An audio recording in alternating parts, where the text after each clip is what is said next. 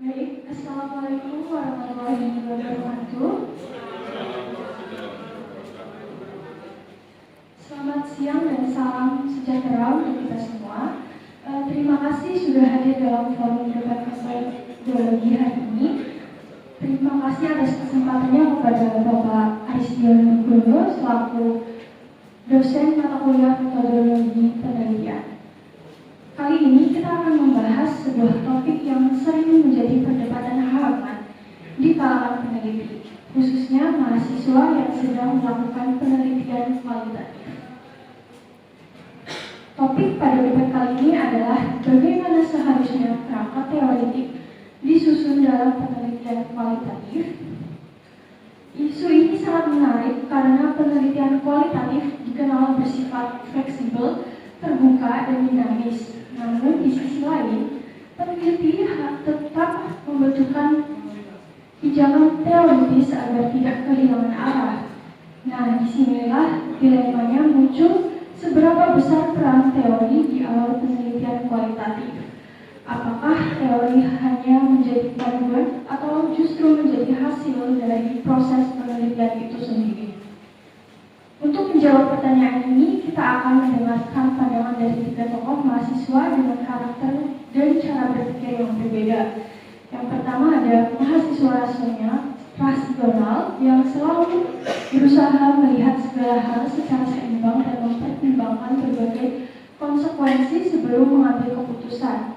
Dan yang kedua ada mahasiswa logis yang berpikir secara sistematis dan berpegang teguh pada kaidah metodologi dan menuntut argumentasi yang valid dan konsisten. Dan yang ketiga ada mahasiswa argumentatif yang sangat kritis dan berani menantang pandangan umum dan selalu siap mempertahankan pendapatnya dengan data serta logika yang kuat. Mari kita mulai diskusi hari ini dari pendapat dari mahasiswa rasional.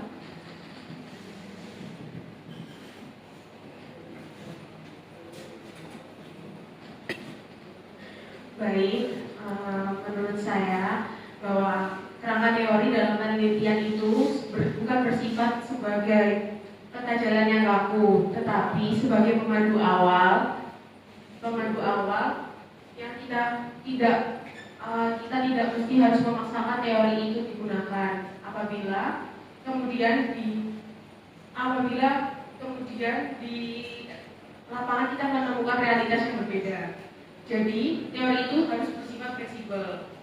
Kita bisa memulai dengan teori yang relevan pertama. Kemudian apabila di data di lapangan menunjukkan perubahan atau hal yang berbeda, kita harus siap untuk mengubahnya. Tujuannya adalah agar kita tetap mendapatkan data yang bersifat otentik. Gitu. Wah, kalau pendapat Mbak Nisa ini saya kurang setuju nih selaku mahasiswa logis. Jadi menurut saya, kalau jika dipikirkan secara logis, kerangka teori itu memang saya kurang setuju karena kalau misalkan teori itu dianggap terlalu fleksibel dan bisa diubah sesuka hati, terus apa gunanya kita menulisnya di awal?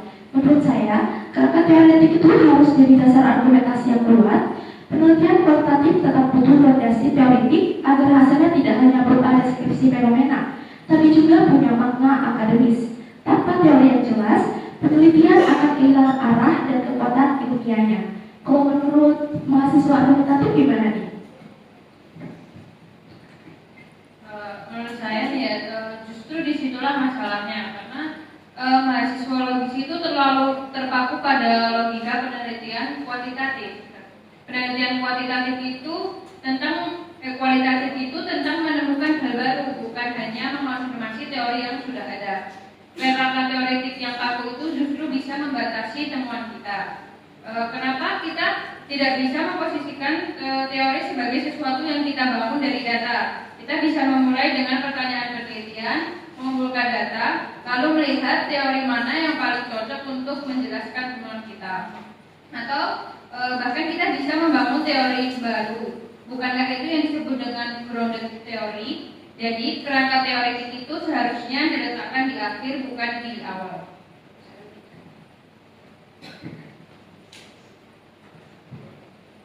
Menarik sekali dari tiga sudut pandang yang berbeda telah muncul. Mahasiswa rasional menekankan fleksibilitas, sedangkan mahasiswa logis menekankan pada struktur dan konsistensi, sedangkan mahasiswa argumentatif menekankan kebebasan berpikir dan pembentukan teori dari data. Nah, sekarang saya ingin mengajak kita semua mencari titik temu. Apakah mungkin kita dapat menggabungkan ketiga pendekatan ini dalam praktik penelitian kualitatif?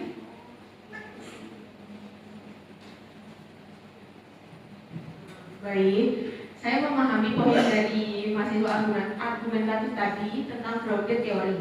Namun, tidak semua penelitian kualitatif itu menggunakan pendekatan itu. Karena banyak penelitian kualitatif yang tujuannya bukan membangun teori baru, melainkan untuk memperdalam pemahaman terhadap sebuah fenomena dari sudut pandang teoritik tertentu.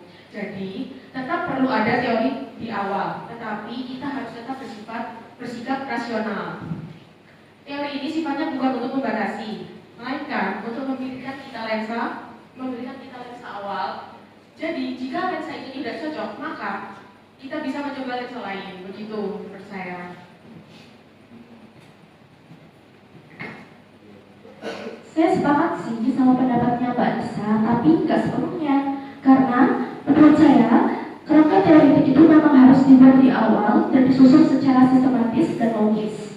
Supaya kita tahu nih, fokus penelitian dan jenis data apa yang perlu dikumpulkan.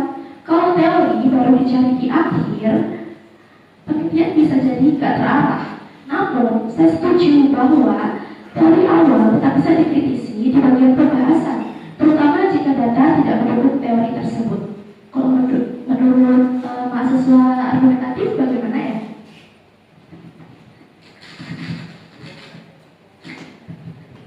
Menurut saya, justru disitulah letak kesalahannya. Fokus penelitian yang terlalu dini itulah yang berbahaya. Kita tidak boleh memaksakan data untuk masuk ke dalam teori yang sudah kita siapkan. Kita harus membiarkan data berbicara terlebih dahulu. Contohnya, jika kita meneliti tentang perilaku masyarakat di bidang pertanahan, kita bisa memulai dengan teori perilaku masyarakat secara umum. Tapi, jika di lapangan kita menemukan bahwa faktor sosial budaya jauh lebih dominan, kita tidak boleh mengabaikannya hanya karena tidak ada dalam kerangka awal kita. Kita harus berani mengatakan teori X tidak cukup untuk menjelaskan fenomena ini. Maka saya menggunakan teori Y dan Z sebagai tambahan, atau bahkan saya menyusun proposal baru. Ini adalah sikap kritis yang harus dimiliki oleh peneliti kualitatif. Kerangka teoritik di awal hanya akan membuat kita mencocok-cocokkan data dengan teori, dan itu tidak jujur secara akademis.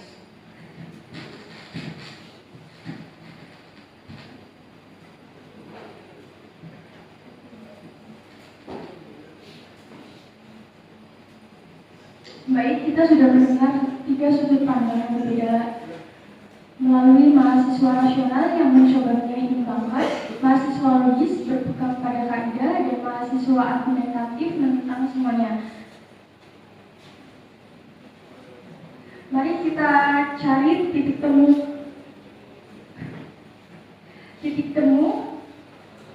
Apakah ada kemungkinan sebuah pendekatan yang bisa mengakomodasi tiga pandangan ini?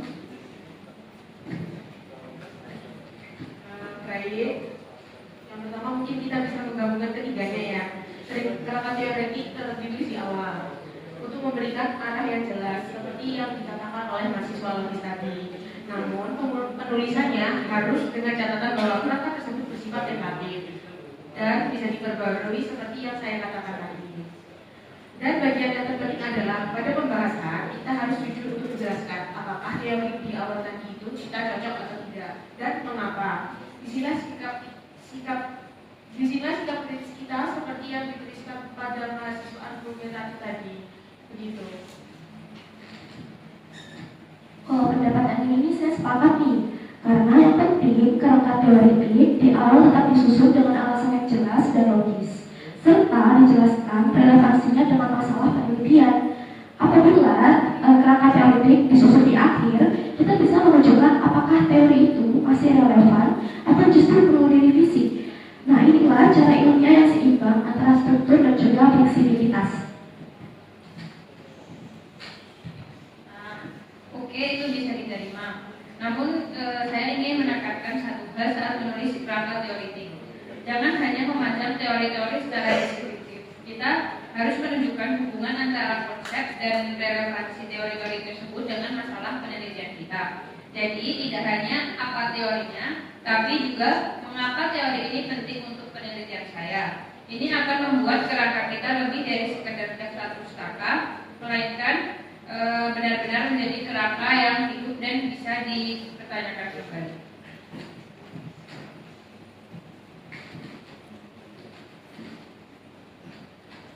Sangat menarik, kita bisa menyimpulkan bahwa meskipun ada perbedaan pandangan, ada titik temu yang kuat, di mana kerangka teoritik tetap penting untuk disusun di awal sebagai fondasi yang kuat yang memberikan arah penelitian. Namun penulisannya tetap harus fleksibel dan jujur, dengan kesadaran bahwa temuan di lapangan bisa jadi menentang atau bahkan merevisi teori tersebut. Dan yang paling penting, peneliti harus memiliki sikap kritis dalam menjelaskan interaksi antara data dan teori yang digunakan. Terima kasih atas diskusi pada hari ini.